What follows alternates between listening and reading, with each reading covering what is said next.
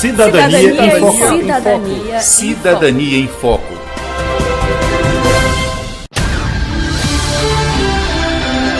A partir de agora você acompanha o programa Cidadania em Foco, jornalismo, informação e cidadania no seu rádio. Uma produção do Ministério Público do Tocantins em parceria com a rádio UFT-FM.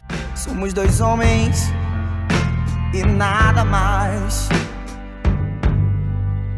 Eles não vão vencer, baby, nada de ser em vão. Até pouco mais de 10 anos, o casamento entre pessoas do mesmo sexo não era permitido no Brasil. Isso porque a Constituição Federal de 1988 reconheceu como entidade familiar a união estável entre o homem e a mulher. O texto do artigo 222 da Constituição diz: para efeito de proteção do Estado, é reconhecida a união estável entre o homem e a mulher como entidade familiar, devendo a lei facilitar a sua conversão em casamento. Mas após longas discussões, o Supremo Tribunal Federal entendeu, no ano de 2011, que entidade familiar para fins de união estável não exclui a união entre pessoas do mesmo sexo, ou seja, entre homens ou entre mulheres. De acordo com o promotor de justiça Celcimar Custódio, os ministros chegaram a esse entendimento com base nos princípios constitucionais. A decisão do Supremo foi de grande relevância para essa minoria a partir do voto do então ministro Aires Brito, que fundamentou a sua decisão no princípio da igualdade, previsto no artigo 3º, inciso 4 da Constituição Federal, que veda qualquer tipo de discriminação em virtude de sexo, raça, cor.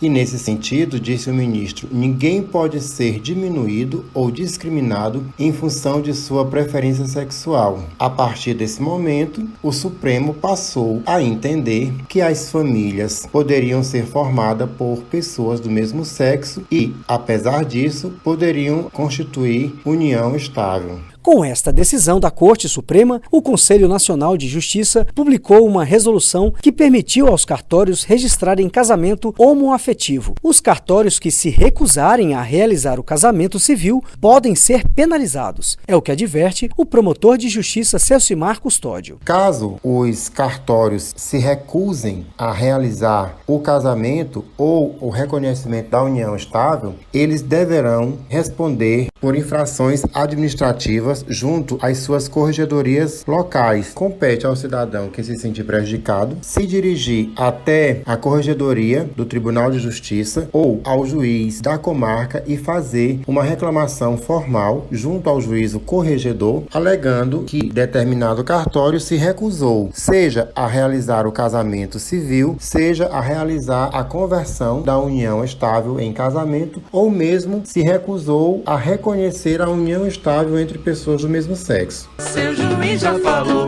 que o coração não tem lei. Pode chegar pra celebrar o casamento gay. Joga arroz.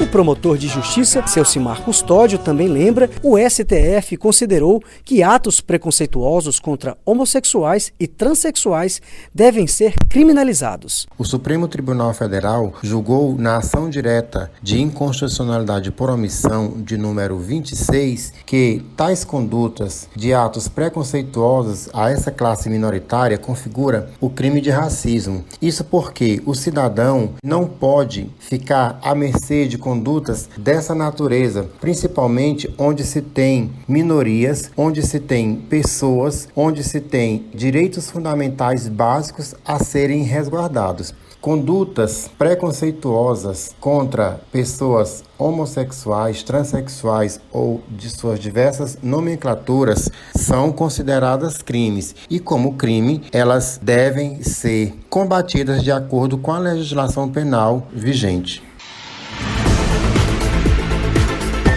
Esse foi o programa Cidadania em Foco, uma produção da Assessoria de Comunicação do Ministério Público do Tocantins, em parceria com a rádio UFT-FM. Produção e redação, Denise Soares e Flávio Herculano. Apresentação, João Lino Cavalcante. Edição, Jales Barros. Revisão, Luciana Duailib. Coordenação de jornalismo, Alaíla Milhomem.